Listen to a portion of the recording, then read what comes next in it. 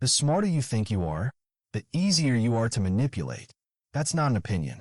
That's what the data from 200 million consumer transactions actually shows. And the people who scored highest on intelligence tests, they spend the most on things they never used. You think of yourself as someone who makes choices. You research things. You compare. You wait for sales. You are careful. But here is what no one tells you. By the time you open the app, the decision has already been made. Not by you. For you. Every purchase you have ever made, every cart you have ever filled, was the final step in a process you never saw the beginning of. You didn't buy a product. You responded to a trigger that was placed in your path with surgical precision. And the trigger isn't what you think it is. Here is the first thing they never taught you about your own brain. Dopamine is not the pleasure chemical. That is one of the most widespread misunderstandings in neuroscience. Dopamine doesn't fire when you get the thing you want. It fires when you think you're about to get it. The scroll, the browse, the adding to cart, that is where the dopamine is. Think about the last time a package arrived for you. Remember the feeling when you ordered it? The anticipation, the checking the tracking, the excitement. Now remember the feeling when it actually arrived. Flat, maybe even a little disappointing. That is not a coincidence. Your brain was never chasing the thing. It was chasing the feeling of almost having it. And the moment you had it, the chemical dropped. The hunt was over. So the reward was over. And somewhere, quietly, the next hunt began.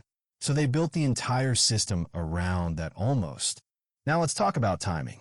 Because this isn't random. Your brain has two systems that are always in tension. The prefrontal cortex, the rational part, the part that calculates, delays, decides, and the amygdala, the reactive part, the part that responds to threat, to desire, to urgency. Here is the problem. The prefrontal cortex runs on a limited fuel supply. Every decision you make throughout the day, what to eat, what to say, what to do, slowly depletes it. Psychologists call this ego depletion. By the time evening comes, your rational brake is nearly gone. The amygdala is now running the show.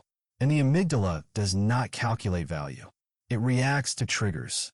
This is why late-night purchases feel different. Because neurologically, they are. It is 9 p.m. You are tired. Your phone is in your hand. You weren't planning to buy anything. But something caught your eye, and there was a number in red, and a countdown. And before you had time to think, you didn't think. That moment was not an accident. They know when your defenses are lowest. They have known for years. But the timing is only half the system. Daniel Kahneman, Nobel Prize winner in behavioral economics, proves something that changed how we understand human decision-making.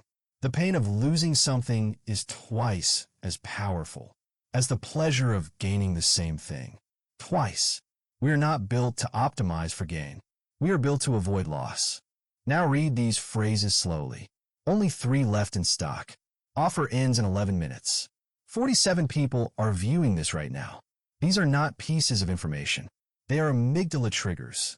Each one is designed to make your brain interpret a shopping decision as a threat response. Not, do I want this? But, am I about to lose this? The shift from desire to loss aversion is the entire game. Your prefrontal cortex, already depleted, cannot override it. So you buy, not because you wanted the thing, but to silence an alarm that was never real. And your brain believes it. Every single time.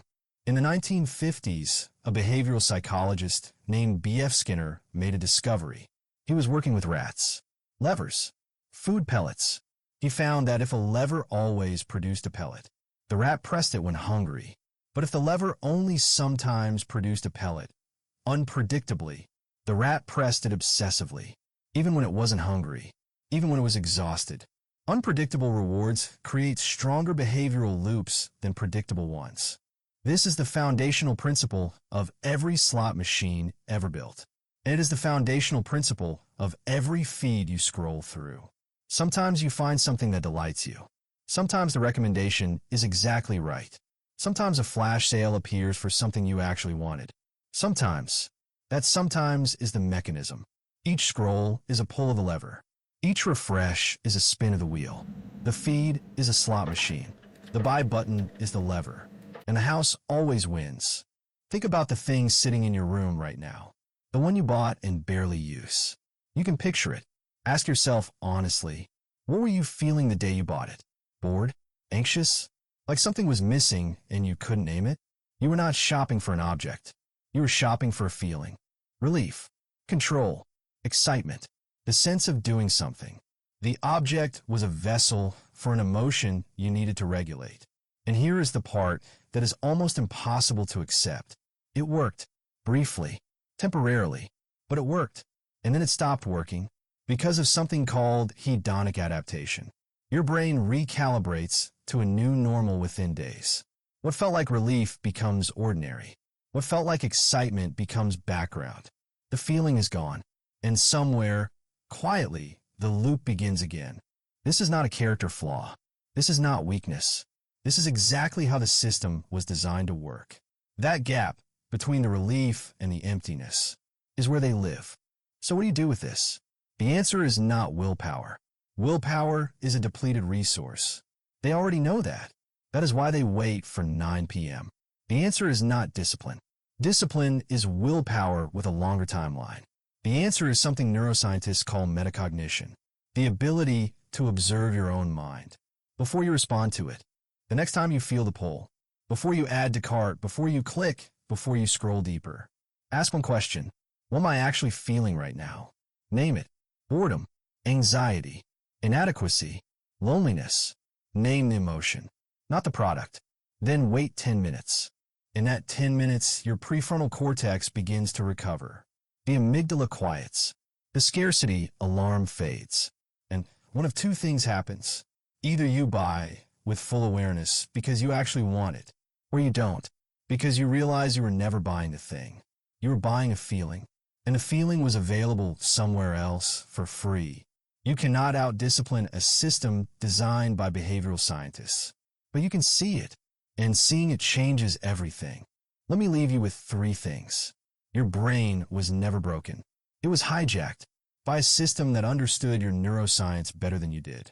Every scarcity trigger, every countdown, every perfectly timed recommendation was placed there by someone who spent years studying exactly when and how your brain gives in.